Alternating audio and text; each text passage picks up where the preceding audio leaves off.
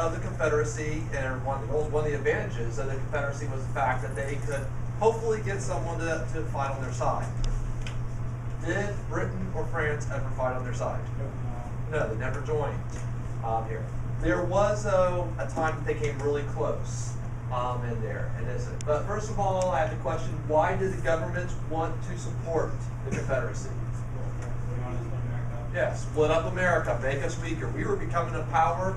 Most people have power, they don't like to lose power, and they saw that we were becoming a world power. Well, they split us up, they keep this more for keeping their power.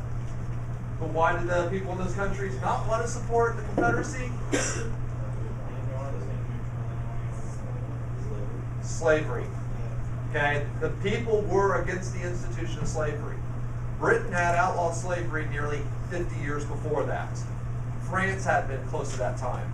All right, the United States was one of the few places in the world of industrialized countries that still had slavery. So that is why, I mean, for them, they looked at things and said they did not want to be involved in it. Now, the closest we ever came was the Trent Affair. The Trent is a ship. It is a British ship that happened. What happened was some blockade runners had gotten 2 diplomats or ambassadors. They got them to Cuba. The British ship Trent went to Cuba, picked up the 2 ambassadors, and was heading to Britain. A U.S. ship stopped them in the middle of the ocean, so where what would be freedom of the seas, stopped them, put the cannons on the Trent, and said, release those 2 men. Now that is an act of war. Britain was not at war with the United States. And that gave an opportunity that Britain could have said, well look, the United States or the Union had done an act of war. Let's join in because they're doing things with us. Here's where Abraham Lincoln was extremely wise, because he very quickly apologized, sent a message to Britain, basically, and restored diplomatic relations and said, we're sorry that we did, we shouldn't have, here's those diplomats. Even though he's looking at things and he wanted to keep them to show that, he did not, he was, again, wise enough to make sure that we didn't have it. So when the British government said, we need to go to war with the United States, the people said, wait a minute, they made a mistake, but they apologized. They didn't actually fire a shot. They threatened to, but they didn't actually do it. They stopped that. So this is where the whole thing, that's the closest we ever come to Britain joining in with the Confederacy. Mexico ends up getting involved in here. This is kind of weird. Remember we made that Monroe Doctrine back in the 1820s? Told Europe to stay out. You stay out or you're going to have to mess with us. Well, when we're fighting with each other, are we going to worry about the rest of the continent? So the grandson of Napoleon Maximilian, went over and tried to get a revolution, and actually for a short time of period took over Mexico. He was later on overthrown. We didn't have to worry about enforcing the Monroe Doctrine because it was taken care of anyways. But kind of shows where Mexico tried to take advantage of us while we're fighting each other. Now, someone yesterday had asked about this, or the day before. There was a ship that the British made. It got named the CSS Alabama. It was not an ironclad, but what they made was a very high-speed ship. Used the most modern technology with their steam engines. They only put a few cannons on it. It was not a big warship or battleship. But what they did is they made this ship to go out and shoot down other ships that were transporting goods. So if there was a ship sailing with the American flag on it, this ship went out and shot it down. Now, it was a Confederate ship, but it never once came into the Confederate States of America. It was built in Britain. It sailed in and out of British ports. Does that sound like Britain is neutral? Not at all. And after the war, basically the United States sues Britain, and they had to, at the end of the war, pay $19 million in damages for what they did, since they were not neutral.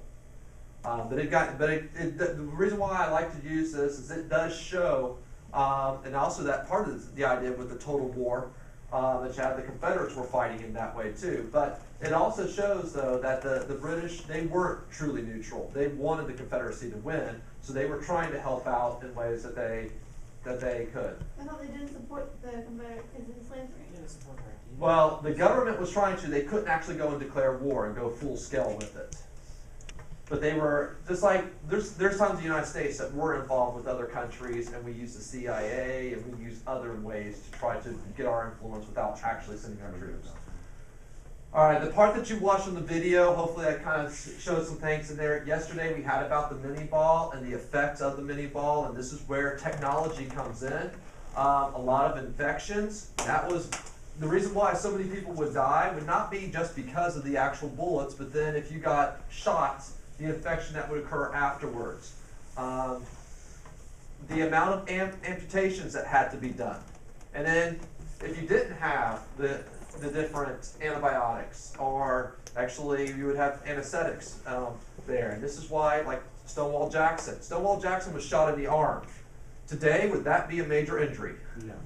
But at that time, when he was shot in the arm, it was actually his left arm that he was shot at, it shattered the bone. So they had to amputate. But after they amputated, they were not able to stop the infection. He got gangrene, went through his body, and ultimately killed him. This is where Robert E. Lee wrote to him before he died. I wrote to him, "You've lost your left arm, but I've lost my right." And because it was. And I have a question on there: why were Civil War battlefields so deadly?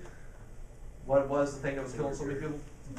Yeah, the infections and diseases that were spreading in here. All right, Clara Barton, and you saw the part about Clara Barton. She is not the only one. In fact, you saw in there the statistics they gave that said over 20,000 women. And yeah, it was one of our people reports. Nicknamed an angel in the battlefield, did a lot of things to write down regulations for sanitation. Now, some of the sanitation rules that she wrote, the generals ignored them.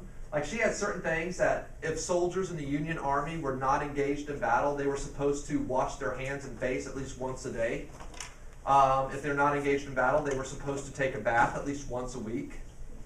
Which most of the generals, they weren't going to enforce that. They're like, what are you kidding? No women folk around? There's no reason to take our weekly bath. But today we know that probably would make a little bit of a difference, especially with the diseases that were spreading around. She helped lead the nurses, some of the ideas that she had, and I mean, changing the way that modern battlefields will go. One thing that doesn't have to do as much with the fact of the sanitation or medicine was she was one that helped go and ID where a lot of soldiers were missing. She would find out from a unit that, let's say it's a unit from Rhode Island, and they were fighting in this section of the battlefield, and they had these 5 people that are missing. And then they would try to say, well, what did they look like? And she tried to identify so that people could be informed if their family died. And this is where, I mean, today we have dog tags to do that, but at that time we didn't. Again, later on in the war, Grant soldiers would pin their name on their shirt, which would be a rude way of dog tags. But that's where things that she would do in trying to help families when their family members would go. Again, later on, she would start the American Red Cross. All right, Civil War prisons. Both sides were nasty. I mean, they were just horrible prisons here. What you would sometimes do is if you had 500 prisoners, you would do a prisoner exchange. We'll give you 500 of our prisoners of yours. But one thing the South would not do is they would not, where as the war went along, there were more and more black soldiers, they would not have black soldiers in prisoner exchange. They were not seen as equals. Here. I have on here, both sides had a lot of corruptions in prisons. If you had a family member that went to prison, all right, they were captured in war, so they are a prisoner of war. Whether it be North or South, one of the best ways to possibly get them out would be to send a good-looking sister, or if mom was good enough looking. All right, that would be one of the easiest ways to get them out. You might be able to find the right person to bribe with money. Again, the corruption on both sides was horrible that you had. Both sides had really poor conditions. I mean, the southern prisons were even worse. The reason what being, yeah. Were they kind of like Abu Ghraib, like that bad? Like what? Abu Ghraib. Oh, well, it was. There may not have been the cruelty, the thing that you would have, and this is actually and some of the pictures of like, this is at Andersonville. This is the most famous of the southern prisons. And it's in Georgia. Now, granted, Georgia doesn't get extremely cold, but it gets cold at night in Georgia. And what they literally were doing was digging holes in the clay hillsides and living in caves. Now, one reason why the southern prisons were so bad, they did actually give because what you're supposed to do for a prisoner of war is give them the same rations that you would give your own soldiers. Well, did the South have many rations or supplies to give their own soldiers?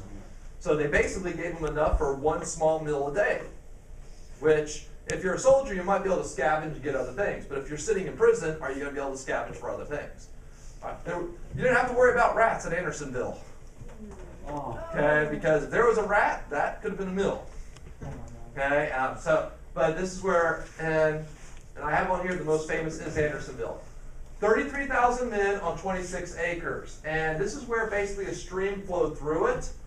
That stream was your water source as well as your bathroom. Hopefully when you went to get water, you went upstream. Do you think there was any diseases on that 26 acres? Yeah. All right, you think about it. Basically, 26 acres is probably about the size if you were to take this block that we have with the elementary school, the high school, and the county office. Put 33,000 people in that small area. Okay, and basically almost all of them living truly outside in the weather. So why were they in prison? Like, because they were captured as war. You would capture some of them in war. And again, you try to do the prison exchange. What's the prison exchange when they would take? We would say, like for Andersonville, we'll give you 5,000 of your Union prisoners for 5,000 Southern prisoners. Now the Union later on would say we're not going to do prisoner exchanges. Why would the Union not do a prisoner exchange when trying to get their? Because they don't need that. Yeah, the South can't replace it. The North has people to replace them, and so that would actually, if you did 5,000 for 5,000, that would put 5,000 more people for the South that they aren't getting. The North, they have more people in the population, so it was bad for those prisoners that were in the Southern prisons there. Now, 29% of people in Andersonville died, so pretty much 1 out of every 3 prisoners died. And the North really wasn't that much better because the North prison rate of death was about 20%. So it's not that much better. And again, this is supposed to be with humane treatment and everything, but this is where it was bad. One of the few people that got for what would be seen today as a war crime and was put to death at the end of the war was the commandant of Andersonville, and that is what Henry Wirtz is. He is one of the few people punished after the Civil War because of what happened with Andersonville. So many people dying. And that's what. But again, that's where for the prisons. And with Andersonville, make sure you know this is kind of like how Valley Forge was in the Revolutionary War. This is not a battle. Okay, this is a prison. Make sure that you know that Andersonville is not a battle. Okay, this is one of the. Henry was put to death, right? Yeah, he later on was put to death for what happened in Andersonville. And again, one of the very few people that would be, again, today we call it for war crimes.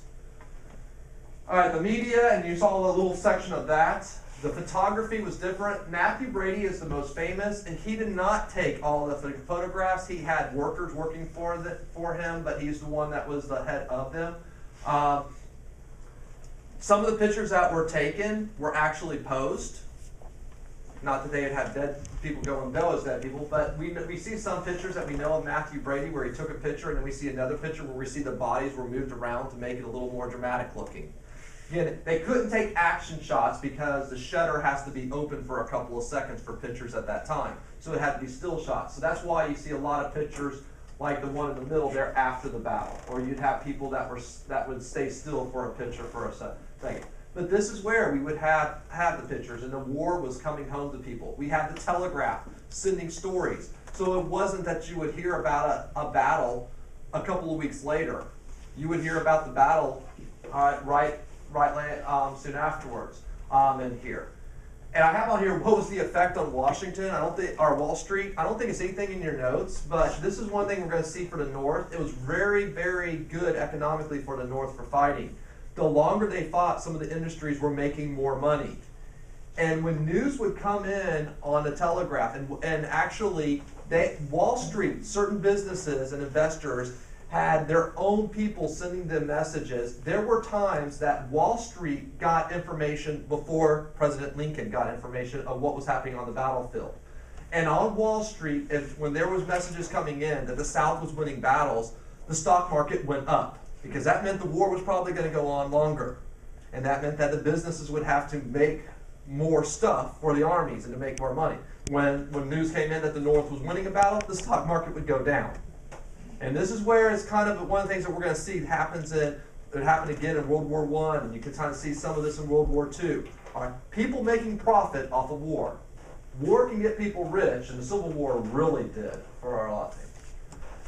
All right, Copperheads. This is a nickname. Put stars by it, highlight it, put arrows. Remember Copperheads. You're going to find a couple of different nicknames in this section. This is one that you need to know of. In the North, there were still Democrats. Some of the Democrats were against the war. They said, well, why are we fighting? Let's just make peace. Let the South go ahead and be their own country. There were some of the newspapers that were writing it, criticizing the government. Now, one thing you have freedom of the press, you have freedom of speech, but in a time of a declared war, you lose those freedoms. And one of the things that ended up happening, and this is another thing to get used to, you can put stars by it or something like that, the writ of habeas corpus. Abraham Lincoln suspended the writ of habeas corpus. Now, anyone know legally what the writ of habeas corpus is? It's you can't be held without a just cause. Right. Basically, they have to tell you why you're in prison. And Abraham Lincoln suspended that, which meant Abraham Lincoln could turn around and throw somebody in prison and not tell them why. Normally, you cannot do that, but in a time of war, you could. Did the government of the United States get more powerful during the Civil War? Yes. And this is a reoccurring theme. In times of war, government gets more powerful. In your lifetime, has the government of the United States gotten more powerful since 9/11? Yeah. Yeah, a lot more powerful. And that's what ends up happening in a war there. And we are on a war on terror. We did not suspend the writ of habeas corpus, but when we passed the Patriot Act, there are certain provisions that if you are a suspected terrorist, that you can be thrown into jail for basically 2 months before you're told why you're in jail. Just you're a suspected terrorist. Okay, exactly what evidence do you have? Well, you're there. So if you are a person on a green card, even longer. All right, we'll go ahead and stop on that part. If you didn't do the reflection, the writ of habeas corpus, and was kind of showing the power of the government. And have a couple questions on here. How active was Lincoln in the Civil War? He was extremely active. He actually moved to be closer to the War Department, was actually staying out of the White House, so he could be, basically was staying right across the street from the War Department, so he could go in. He would read the telegraphs as they came in at time. And then they put them on a pile for when he wasn't in there, and he would go back through and find where he had gone. And he was the most actively involved president we had ever had up to that time for a period of war because of the communication. He would go to the war front, and this is where he was able to take a train, get closer to it. That's why when McClellan was telling him earlier in the war that, oh, Lee has this great army and he can't go things, Lincoln got on a boat, went there, which was close to where Yorktown was, and went and visited him. That's why we have a picture, and I can't remember, I know on one of the slides I have it, where you see a picture of Lincoln at an army camp. All right, he was extremely involved during this time period. One thing about this is you kind of look at his pictures. Here he is. This is 4 years difference. Yeah. Now, presidents always age a lot. Okay, I mean, you look at pictures of Obama and see how much that he has aged. But Lincoln really wore a lot out of him. And some of you that don't know in his personal life, that is one of his sons, Thad, died while he was president also. So he had a personal side. What? He's still not vampire. Oh, okay.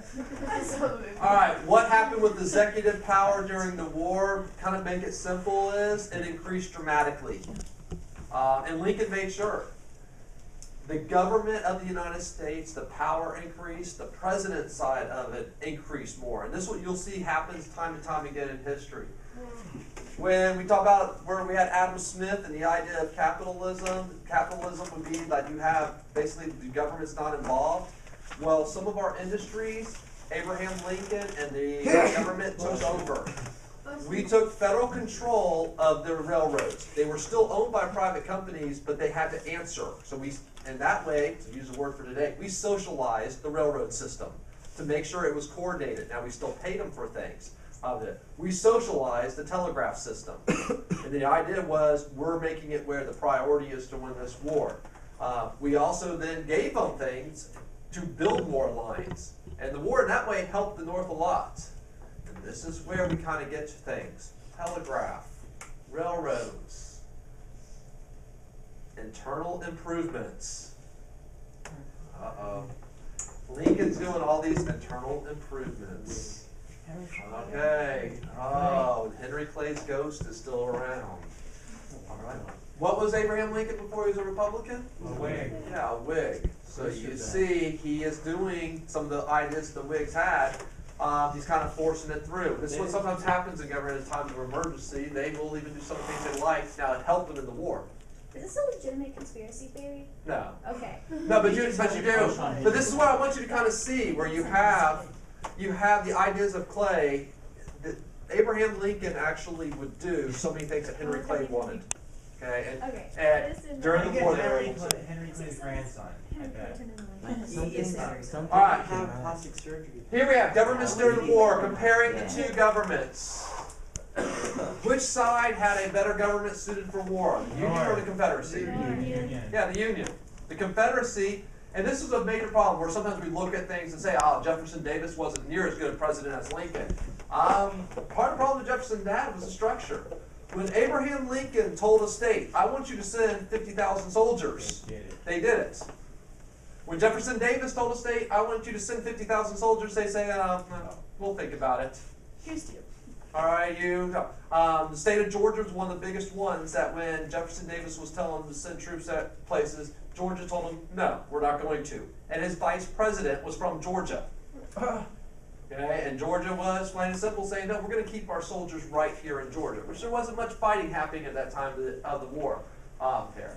But the structure that they already had, not to mention that the idea of Confederacy of a loose union. And then not only did the Union have a better structure to begin with, they then made it even more powerful.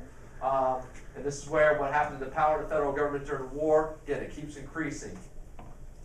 Now, the Republicans, 1860 is one of our critical elections. 1800 was one of them. We have three critical elections in the history of the United States. 1800, 1860, and then later on 1932. What a critical election is, we have the office of the presidency, the House, and the Senate, all three of them switch from one party to another. It's only happened 3 times in history in one election. It switched from the Democrats to the Republican, not just from Buchanan to Lincoln, but the House of Representatives went Republican, the Senate went Republican. So the Republican Party could do most anything that they wanted. So even though this war is going on, some of the ideas that the Republican Party had were passed. One thing that was passed was the Homestead Act. The Homestead Act, which we're going to go in deeper next section, and one of the greatest laws passed in the United States for changing it, gave 160 acres for free. For free? Yeah, for free. We'll go over later on. Is anything truly for free? No. But we'll find out that we have. And I have the question on there, what group were they paying back for joining the Republicans? Free Soil? Yeah, the Free Soil Party. Plain and simple, the Homestead Act is, thank you for joining us, here's your reward. This is one of the main things you were arguing for, is to get that free land. Well, here's your free land. The Morrill Land Grant Act. Again, this is another one we're going to go more in depth in the next unit because the effect is going to be felt later on. But it would establish land grant colleges, which would give plots of land to them for universities. It's a reason why later on, as this was expanded, that University of Florida would move from where it was originally in Ocala, then Lake City. It would eventually go to Gainesville because University of Florida is a land grant college. We had 2 land grant colleges in Florida, University of Florida and Florida A&M there, and that's where both of them, the Morrill Land Grant usually did for agriculture. I thought You USF stand in the back? had a land grant with their campus in Sarasota. No, that was a branch of the USF. All right, the National Bank Acts. More federal involvement. What political party wanted to have a national bank? Whigs. Yeah, the Whigs. What did the Republicans do? National In Bank. a time of war, they basically go with the Bank Act. And I'm really making this simple. I know you really want to go deep into this financial history, okay? But this is where just kind of know that there's a lot more federal involvement in the banks during this time. And that's why I have that question: is he actually Henry Clay? All right, election of 1864. Notice this. We have the Democrat candidate, George McClellan. The former general that had been fired is now running for the Democrats. Abraham Lincoln is of what party? No. Wait. No. Union. The Union Party. Oh, whatever. This is where we're kind of getting a little weird with things. Abraham Lincoln was trying to show of joining together in the unity of it. It truly is the Republicans, but he chose as his new vice presidential candidate a Democrat. Not only a Democrat from Tennessee, which Tennessee is no longer in the United States, but Andrew Johnson did not leave with the Confederacy. Wow. So they united together. So, and this is one of those technicalities. Yes, Lincoln's a Republican, but in this election, he was officially part of the Union Party. Yeah, Taylor? Was George McClellan actually a Democrat, or did he just want to run against Lincoln? I think he just mainly wanted to run against him. So I don't know if he was before or not. I think it's more personal than anything else. And this is one where I think I mentioned before, the victory at Atlanta probably secured the election for Lincoln, because before that time, some people were wondering, is this war ever going to end? McClellan's main thing that he was doing was to try to have it for peace. Okay, Lincoln has a draft. He's ruining the country. McClellan, all right, we want to unite the nation back together, we'll have peace. So his whole thing was, if I'm elected president, I'm going to end this war. But after we won Atlanta, and really the only army left is Lee's army that is shrinking and shrinking and shrinking, most people said, all right, we're not going to give up now that we've almost won. Okay, it's and that's where that election, a lot of the things were helped for Lincoln with Atlanta. All right, African Americans in the war. In the North, in 1862, we passed what was called the Militia Act, and it allowed for black units to be made. The most famous for this is the 54th Massachusetts. If any of you have ever seen the movie Glory, just an excellent movie. That is actually about it. Now I have a question, were they treated equally? No. Yeah. If you see the movie, you will notice that one of the things they do in the movie is they have to break into the quartermaster to steal shoes, because they did not give the black soldiers shoes. What? The black soldiers were not allowed to have black officers, because they could be regular soldiers, they could not be commissioned officers.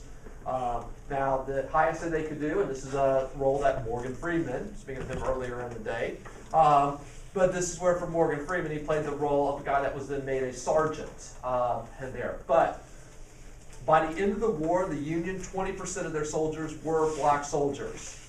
A lot of times, though, what they ended up doing is they were used for manual labor. The 54th was an example, though, and for political reasons, they were able to finally fight. And when they fought, they actually performed with a lot of valor and were one of the most decorated units of any unit that we've had. Was the 54th the first black unit? I don't know if it was the first. I'm not even sure if it was the first, but it was just one that kind of is known because of what they ended up doing. And Matthew Brady in the movie Glory plays the character whose family was politically connected, that actually had fought for them to be able to fight and actually get into battle and not be used for digging trenches and things like that. Meanwhile, in the South did not have true slave revolts like some people thought would happen. But what you would have is passive resistance. If you have, and the slaves helped out, because they're forced to help out the Confederate Army. But if you are some slaves and you're loading up a wagon that's going to be sent to the army, could you do some things maybe that they wouldn't know at that time, but later on might have disrupted things? Yeah. Like, let's say where the axle needs to be greased, you just don't grease it. And what happens 50, 60 miles down the road? It breaks. Or if you are a slave and you're forced to be working the field and you have the plow and you see a rock where normally you would avoid that rock. Well, you steer your plow into the rock and it breaks the tip of the plow. Oops. So there's a lot of things that you can do. And as the Union Army got closer, a lot of the slaves would leave and then they'd just show up for the North. Now the Compensation Acts, and put a little star by this. This is one that had, it was kind of expansion upon the Militia Act, but it allowed for free slaves to be used in the Union Army. And then one thing, again, they weren't treated as equal. Some of them were used for scavengers, some of them were used for manual labor, some were actually used for real fighting. But a lot of times they weren't. Some generals liked the fact of it, some thought it was a hassle when you had a lot of these freed slaves come in there. We also had a lot of slave patrols that were going around. This is where we had some of the most corruption in the South, because where the Army had a little bit of a chain of command, the slave patrols, they're basically some local people that are supposedly trying to keep the slaves under control. Would they very easily abuse their power? Because they had nobody to answer to there. So that's where we would have some problems with slave patrols. All right, what does the word conscription mean?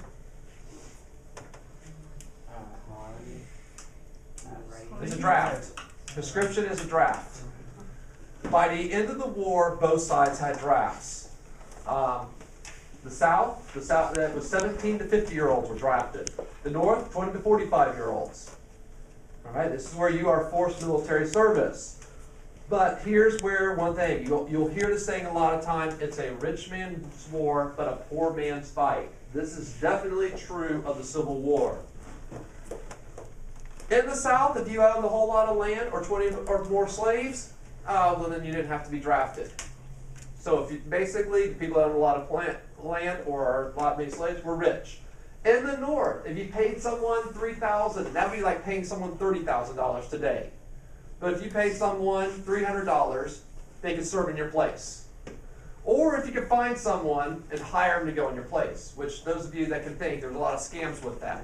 Because let's say Dylan decides to go, Chris gets drafted, and Dylan says, oh, I'll go in your place. All right, so he basically gets the paperwork, but then he does it for someone else, and then he turns around and he doesn't actually show up. So there was a lot of scams that went on with that for the North. The biggest effect, though, that the draft would have is a lot of the Irish that were in New York City did not like the idea that they were going to be forced to serve in the Union Army. Why did the Irish? Because nobody liked the Irish so poorly. No, they were treated poorly. Nobody liked the Irish. Well, they are. I mean, the Irish, and again, they were treated poorly, and no one liked them. What jobs did they have in New York City? Factory. Or no, they. The lowest job. job. If slaves were freed, would there be some freed slaves that would come and take some of the worst jobs? Yeah. So they would have competition for the worst jobs. So do you want to go into the Army that might actually go and eliminate your job? And what ended up happening in the Irish New York City riots, we actually had to turn and fire onto New York City into the Irish neighborhoods. And they burned down a large section of it. But that's why the Irish were opposed to not only the war but the draft. All right, life in the Army.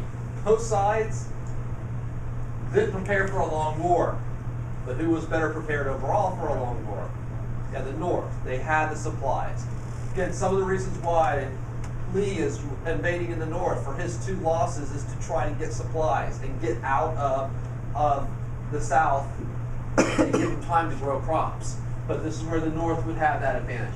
Not only would they have more things, they'd have the railroad lines to bring it to them. Yeah. How long was the war actually? 4 years. You've got to look at it, say 1861 to 1865. Long war, well, once you get over a year or two, then you're talking about long. Now, compared to what we've been in recent decades between Vietnam and Afghanistan, well, now we kind of don't look at 4 years as a long war, but at that time it would be. But again, the North had the advantage there. Both sides had a lack of nutritious foods. The South even worse than the North, because again, they didn't have the transportation to bring in some other things that you have.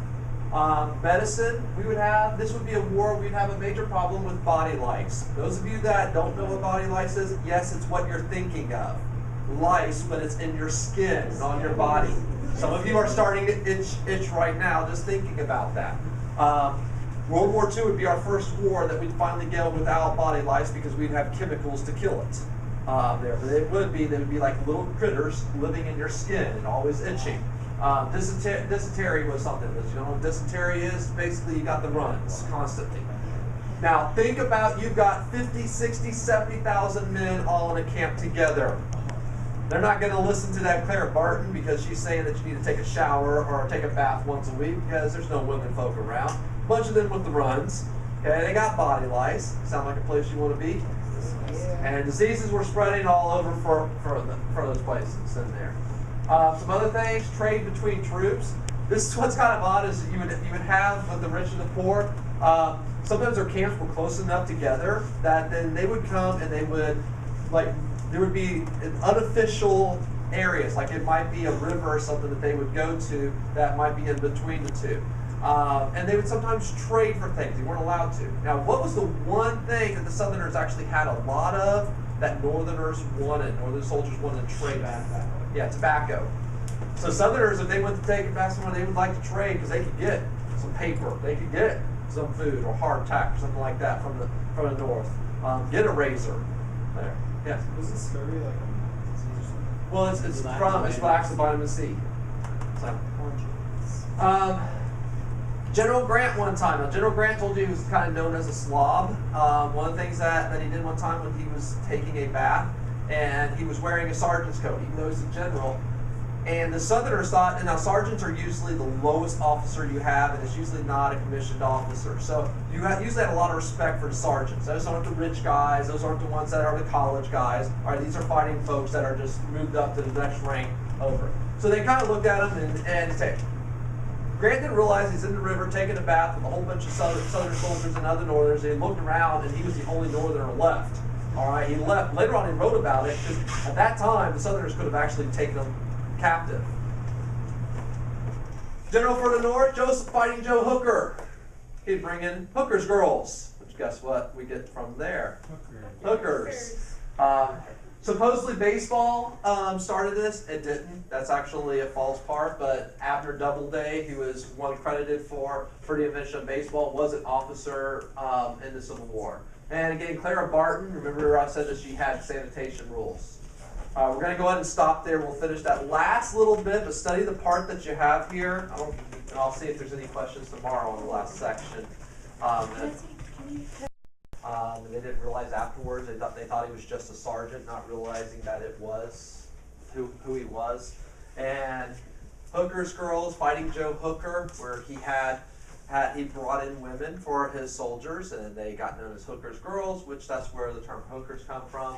A lot of times baseball is credited to a Northern officer, Doubleday, but we know that there was actually forms of baseball played. Now, baseball would end up getting a lot more popular because as these troops are here, they would play it more and more. So, and more of some of the standardized rules came about during that time.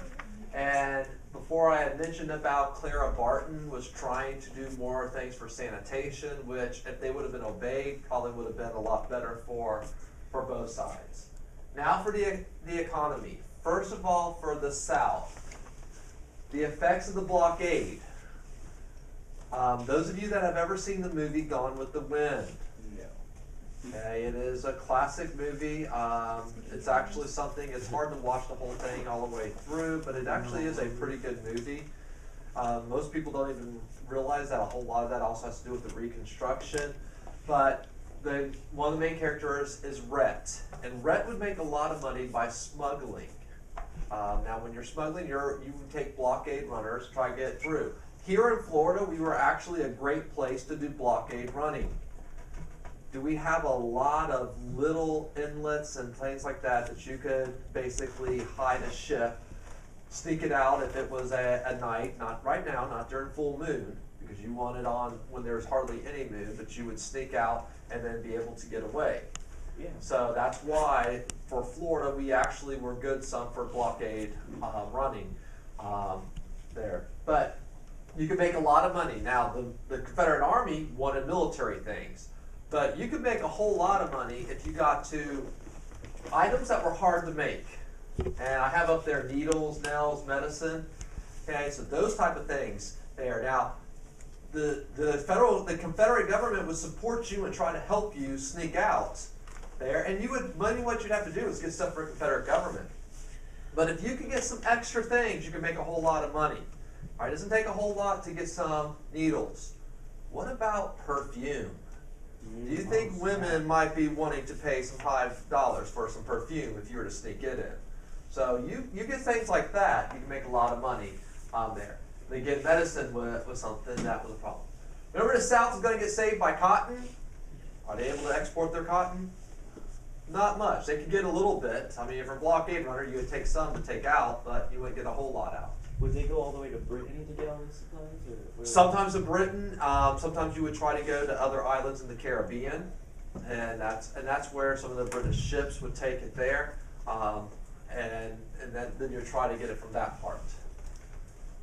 All right, a lot of people look at the South and say that there was no industry whatsoever, but there was some. One of the most famous iron industries was in Alabama. Birmingham, Alabama actually had a pretty in-depth iron industry, and it was used to a large capacity during the Civil War by the South. The problem is for the Southerners, they didn't have enough of that. The idea of total war. Destroying the South. This is a picture of, I believe this is Richmond at the end of the war, these two pictures here. If you see that, there's not much left of those buildings. That is not by atomic bombs or bunker busters or any modern weapons. That is by the old-fashioned cannons and mortars. And that tells you for some of those states in the South and some of those cities how much they were destroyed. Petersburg, Richmond, Atlanta being burned down. So this is where it's not that they were just lost, but I mean they were totally devastated on it. Most of the fighting took place in the South. So that's where the South had the physical damage that was done there. Inflation as high as 9,000%. That's ridiculous. Yeah, it is. I mean, this is where for things that you look at, I mean, that's where you kind of think about that and like Confederate money. All right, you want to get a loaf of bread? Well, go take a bucket of money to go buy a loaf of bread. Okay, and that's where it was pretty much useless that you would have. And the thing is with Confederate money, every now and then you hear a story still today where someone finds a chest full of old money and they open it up and, oh, it's Confederate money, which at least has some antique value, but still isn't that much because there's so much Confederate money around that it doesn't make much difference. So the economy of the South, was the Civil War good for them? No. No. Did they come out better than they went in? No. No, they come out worse. And even though people think of the South as poor, coming into the war, the South was extremely wealthy. Again, some of our richest people were these southern plantation owners. The cotton exports, over half of our exports was cotton. Some years it was as much as 2/3 of the export value of everything coming out of the United States was cotton. So the South, the war was extremely bad for them. Can't be good for the North, can it? Overall positive. How is war good? You're making money. Yeah, industries. People make a lot of money. You have to worry about unemployment in a war. No. If you're having to produce a whole lot of things, oh my gosh, then we must be doing something wrong the last 10 years, right? Okay, we fought 2 wars and we still had unemployment. And warfare's a little different now. It's not as much about people. Most industries in the North grew. The fighting was in the South. Did they have to worry about their factories getting blown up? No. So this is where they were able to produce more. They have customers for the United States industries in there. Even for the farmers. The grain prices, wheat prices went up. The farmers were able to make more money. Thus, and we'll find this happens in war after war for American history, that war is good for the farmers also. They produce more food and there, the price goes up. They are then able to buy modern equipment. World War I is when we kind of shift from going from more horse-powered to having tractors because they made so much money during World War I. World War II, we'd also make more advancements in farming there. Here's where we kind of say for Abraham Lincoln and Henry Clay. We expand the railroad and the telegraph. And Abraham Lincoln nationalizes the railroads, nationalizes the telegraph, and pushes things for expansion because it helps out the army. Well, when the war is over, are those railroad tracks still there? Yeah. Telegraph lines still there? Yeah. So we have all of that in the north. Meanwhile, what's happened to the south with their railroad lines? A lot of them are torn up, okay, or parts of them are torn up, or bits and pieces along the way. Wall Street, there were people that got extremely, extremely rich. And this is where we're going to see some of the effects for the future. One thing, they got so rich that they were able to, in the city, start doing things that really hadn't been done as much, like having meat as a normal part of their diet. See, that's where we don't think about that at all today. But that wasn't something that was normal for people at that time. You didn't have refrigerators and freezers. So if you were living in the city, unless you were extremely rich, yeah. But a lot of people would have this. Some of you know Delmonico Steaks. All right, there was actually a restaurant then that was in New York City, Delmonico's, and that's where that steak came from. When women went to that steak, they actually got some sort of diamond. All right, and men got a cigar which was wrapped with a $100 bill, which they would be smoking. I mean, they were literally burning money. And I think $100 at that time would be worth a lot more than today. So how many of you would smoke a cigar that have, if we have $1,000 bills wrapped around it? Yeah. Okay, and that's where we had this money coming in. I told you about the Wall Street. They were getting information before the soldiers. I mean, before President Lincoln on things and what was happening in battle. And they stopped if the Northerners were winning some of the battles, the stock prices would go down because as long as the war went on, the stock did good. Christian. When was refrigeration developed? A lot of that would be actually, and this is where war is good because a lot of those ideas with refrigerated rail cars would develop during the Civil War. Which after the war, instead of using it where you saw the one film sometimes for bodies to ship them back, we would be using it to get cattle. And this is where we get to our Old West and the cattle drives happening after the war. To bring that meat from Texas to New York, Boston, and those cities. There was temporarily an income tax that was added to pay for the war. Again, this is another thing that shows that the federal government was becoming more powerful. So some of these wealthier people, they would have an income tax. When the war ended, that tax would end. Later on in the 1800s, they tried to bring it back, but it was said to be unconstitutional. So later in history is when we would have then an amendment added to the Constitution, which would make it constitutional. 80% inflation. Is that bad inflation? It is bad, but 80%, 9,000%. Not nearly as bad. So basically you look at things, prices at 80% there, you're looking at prices going up quite a bit, but not as extreme there. Now, one of the things that happened was as prices went up, the wages didn't. And we're going to see this continues then through the late 1800s up into the very beginning of the 1900s, where the rich, and this gap between what would happen with these very, very rich and what would happen with the normal working, that gap would get wider and wider and wider. So something like if I were to go buy like a loaf of bread that would normally cost $4, it would cost like $300. Well, for the South, yeah, that's what was happening in the South. Because again, because Confederate money was so worthless. How does it get that bad? What ends up happening is, again, your money is what you trust in government. Well, if you print money, prices of food are going up right now. Now, this is where I'm going to get a little bit too deep for some of you in here. We've had what is called quantitative easing. We've had 3 different phases of it. We don't actually print money anymore. We have the Federal Reserve, the modern day Bank of the United States, that has, and it started with George W. Bush first, and then Obama had QE2. We're now going through QE3. They say that magically there's more money. So instead of us printing money, we just magically say there's more money. The Fed does that. Which it has helped because it's helped us in modern times to make sure that our housing crisis and our banking crisis, it kind of kept us out there. But because we have magically said this, even though that demand has leveled off and our supply has actually gone up for oil, what has happened overall for the price of gas and oil? It's gone up, which shouldn't happen when supply goes up and demand stays even. The price should be going down. But we devalue the dollar, and the price of the dollar, or price of gas and oil, is marked to the US dollar. Something like food. What has happened to the price of food over the last 5 years? Yeah, it's gone up. So this is where we've seen the inflation.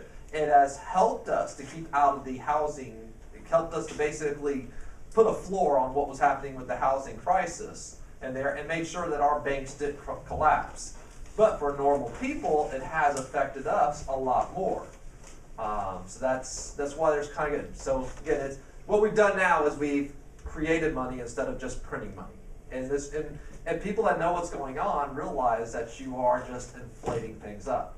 Meanwhile, we kind of have history repeating itself because as we have inflated prices in that way, have wages gone up in the past 5-10 years? Maybe a little. No, so this is where, yeah, maybe a little, but not actually for a lot of workers it's gone down, I think, because of the recession, because a lot of people, instead of losing their job, they took a pay cut. I think minimum wage. Yeah. Is there any way to bring that inflation down? Like, Well, like something costs $4 now that used to cost $2. Is there any way to bring it back? well, we actually, in one of our later sections, we'll actually go more into inflation. Inflation is good. High inflation is not good. And here's where you kind of got, because the one thing you do not want is deflation. Yeah.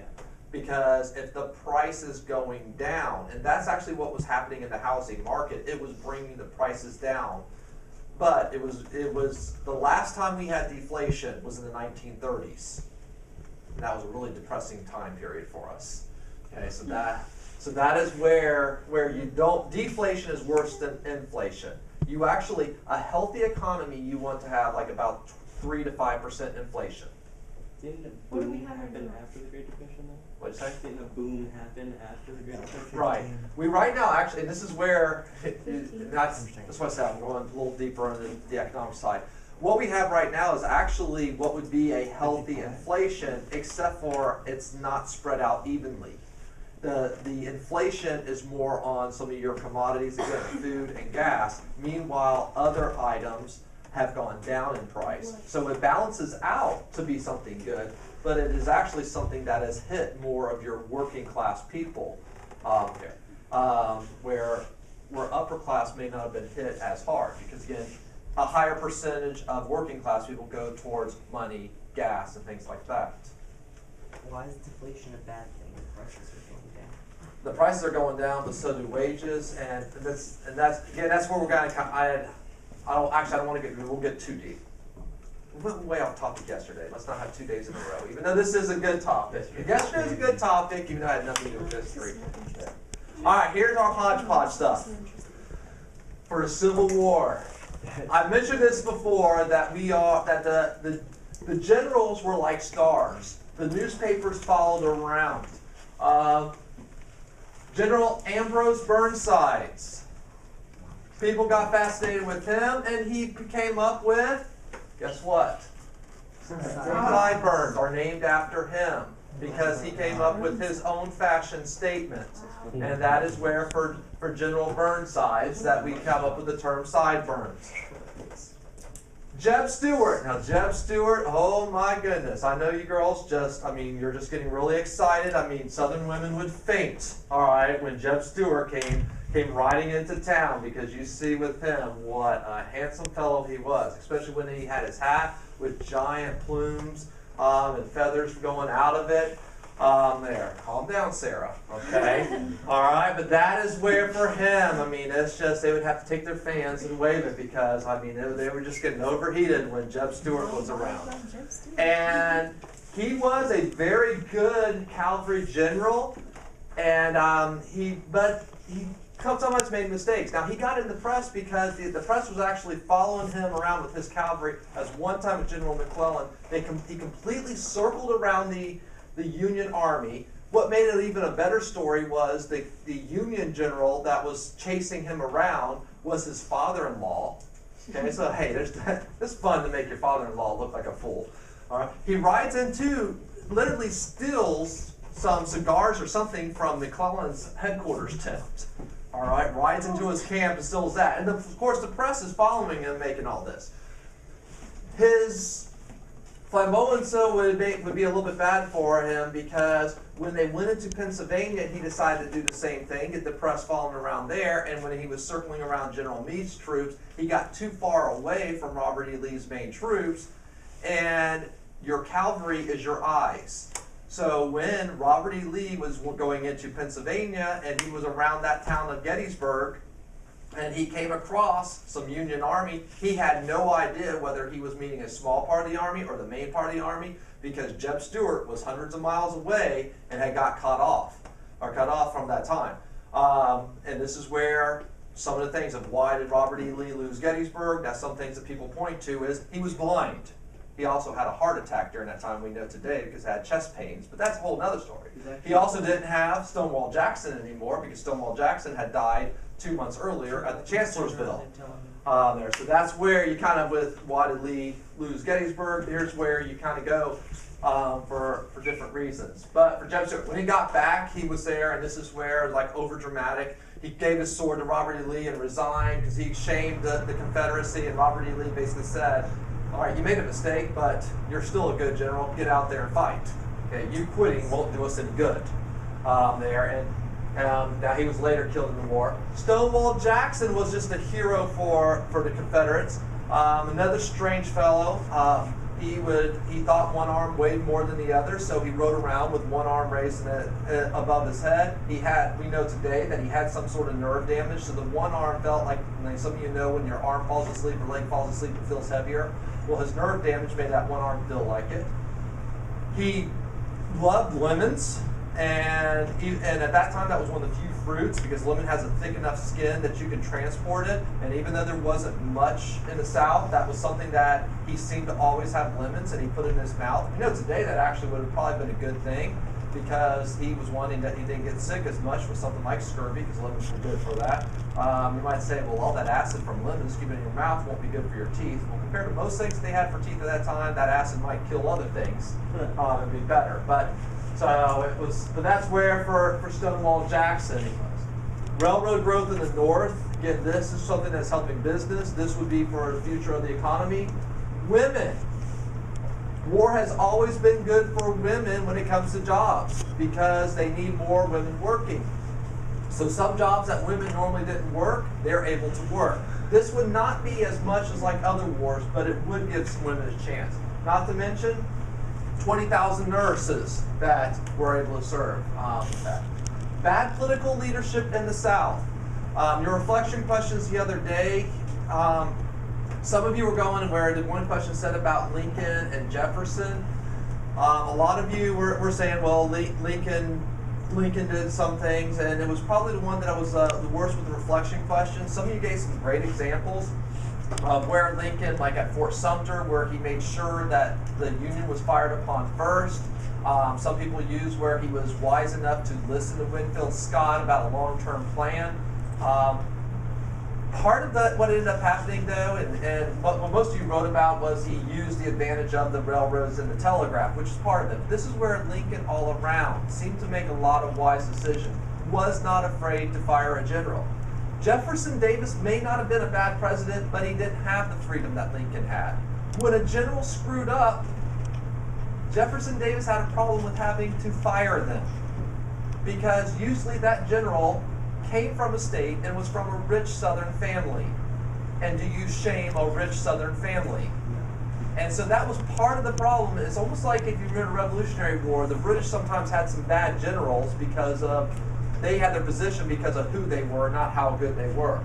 And that's where Jefferson Davis had some problems with that. And then we have the whole problem with each state could do whatever they want, and the idea of the Confederacy. Southerners too aggressive. Now, this is one I kind of throw in here, and this is something that's some people might look at things that did the South maybe do some wrong things. What were the two big battles that Robert E. Lee lost? Gettysburg, Antietam. And what was something that both of those have in common? They were invasions. They were invasions. What happened when Robert E. Lee was defending himself? He almost always won when he was defending himself until Grant came after him and just kept pounding and pounding and there and just slowly wore him out. But Lee's two real losses are his invasions. There were other times, and this is where maybe the South, that they would have just said, we're going to sit back and we're going to wait. I'm not sure if that is totally true because of the fact that they had so many disadvantages. But even as the fact of firing at Fort Sumter, if they would have waited and let the North do something. So that's where you can kind of put that in it. Here is something else. We have two heroes from the Civil War in American history.